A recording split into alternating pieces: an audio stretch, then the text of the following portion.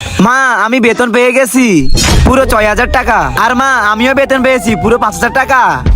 বাহ, খুব ভালো। দে বাবরে, রেশন শেষ হয়ে গেছে, রেশন আনতে হবে।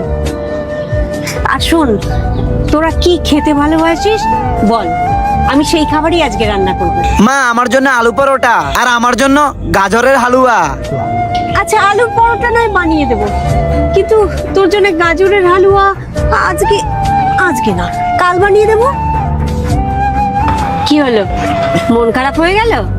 আচ্ছা আচ্ছা, ঠিক আছে, তোরটাও আমি বানিয়ে দেবো, গাজরের হালুয়া আমি বানিয়ে দেবো, ঠিক আছে।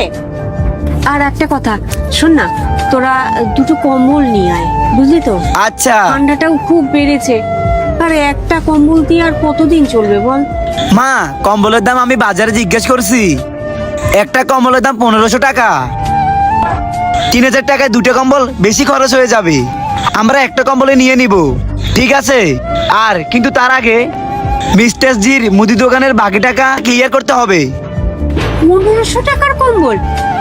না না না না, অত দামি কম্বল কিনতে হবে না, এ বছর ছাড়, ওই পরের বছর না কিনে নেওয়া যাবে। আরে মা আমি দেখেছি রাজে তুমি কিভাবে ঠট্টর করে কাঁপো। এখন একটা কম্বল নিয়ে নিবে, পরে যা হবে দেখা যাবে।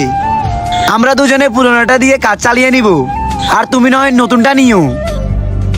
আজকে আমি দেখবো তোমরা আল্লাহকে কতটা ভালোবাসো। তোমরা যদি আল্লাহকে ভালোবেসে থাকো তাহলে ভিডিওটি লাইক করে চ্যানেলটি সাবস্ক্রাইব করে দাও। আর তোমরা যারা লাইক সাবস্ক্রাইব করবে না তাহলে আমি বুঝবো তোমরা শয়তানকে পছন্দ করো। সাহেব? আরে সাহেব, আপনি? কি কথা বলছিলেন? তোমরা কি স্যালারি পেয়েছো আজকে? মাকে ওইটাই বলছিলাম, আমি ৬,০০০ টাকা বেতন পেয়েছিলাম আর ও ৬,০০০ টাকা বেতন পেয়েছিল, তো এটা আমি মায়ের কাছে তুলে দিলাম। এই পর্বটা যদি তোমাদের কাছে ভালো লাগে পর্বটার জন্য কমেন্ট করো, আর অবশ্যই কমেন্টে পার্ট 2 লিখবে।